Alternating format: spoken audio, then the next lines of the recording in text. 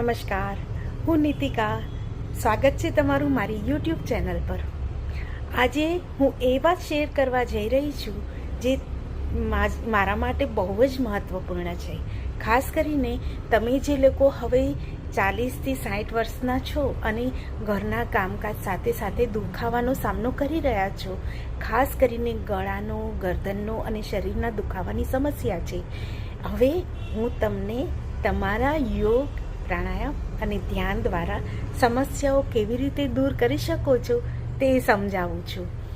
થોડું તમારા વિશે જણાવો. થોડું મારા વિશે જણાવો. વર્ષોથી હું તે લોકોને મદદ કરી રહી છું જેમને શરીરના દુખાવા અને ગરદનના દુખાવાને કારણે જીવનમાં મુશ્કેલીઓનો સામનો કરવો પડ્યો છે.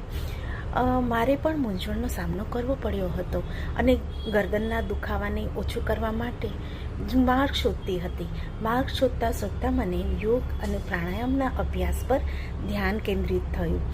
આજે હું સમજું છું કે આ પદ્ધતિઓ આપણા શરીર અને મનને કેવી રીતે સકારાત્મક બદલાવવામાં મદદ કરી શકે છે.